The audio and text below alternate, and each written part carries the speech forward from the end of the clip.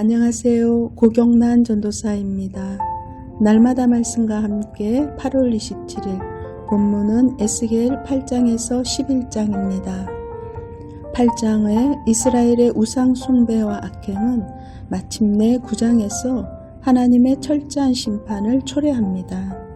성읍을 관할하는 자들이 사륙하는 무기를 들고 심판의 대행자로 나아오고 먹그릇을 찬 자들이 탄식하며 우는 자들에게만 이마에 표를 그립니다.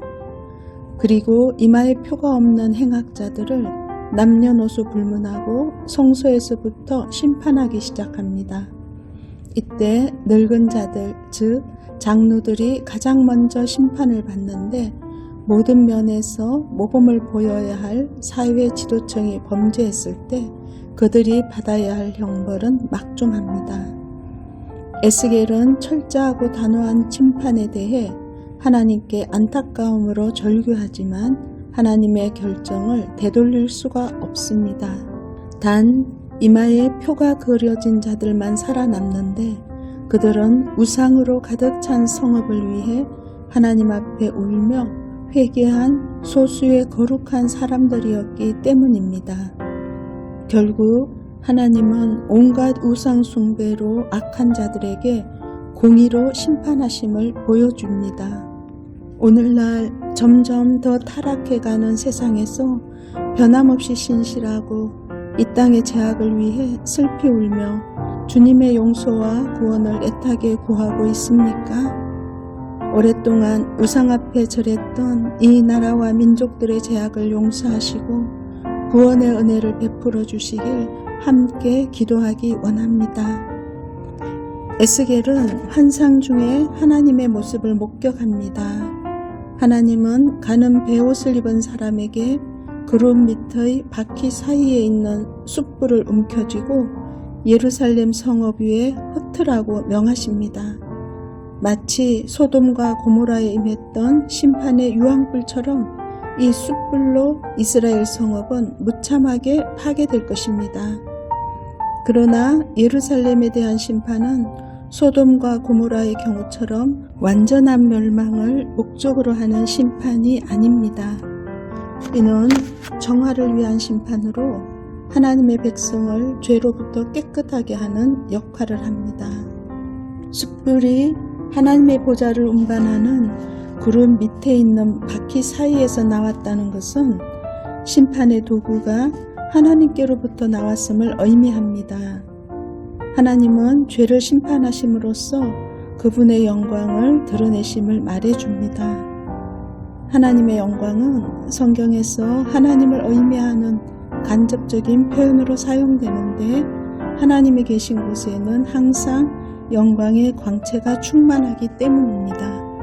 그룹들 위에 머물러 있던 하나님의 영광은 마침내 지성소에서 성전 문지방으로 옮겨갑니다. 그리고 성전 문지방에서 그룹들 위에 머물더니 그룹들과 함께 성전 동문으로 이동합니다. 하나님은 온갖 우상 숭배 행위로 가득한 성전을 그분의 처소로 사용하기를 중단하신 것입니다.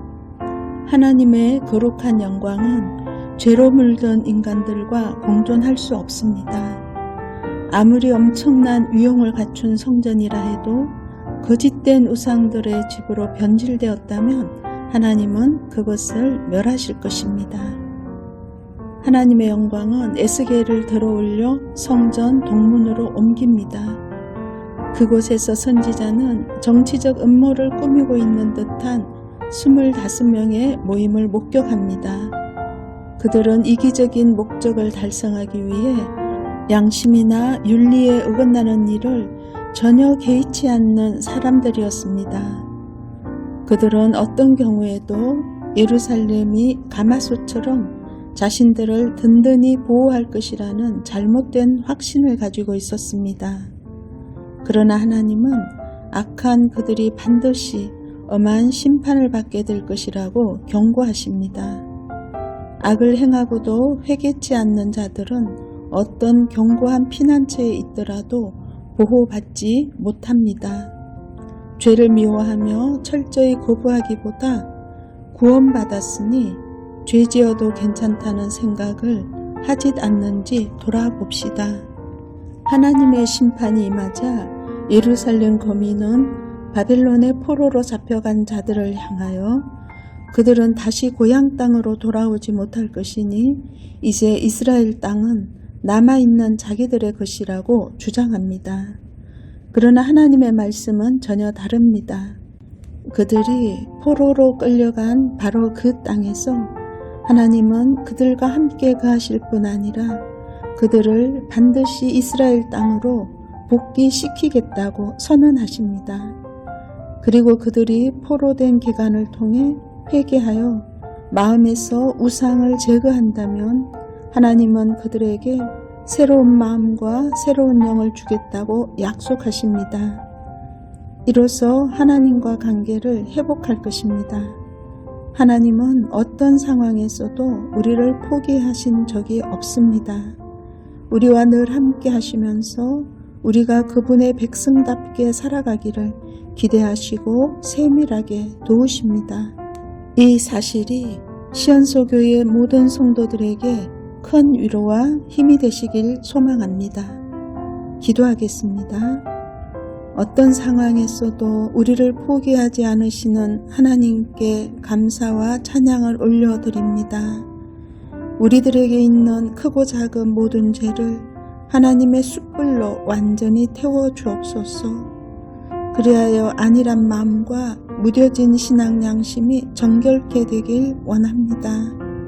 세상의 유혹 앞에서 늘 깨어 있었어 하나님의 백성답게 살아가도록 도와주옵소서. 예수님의 이름으로 기도합니다. 아멘.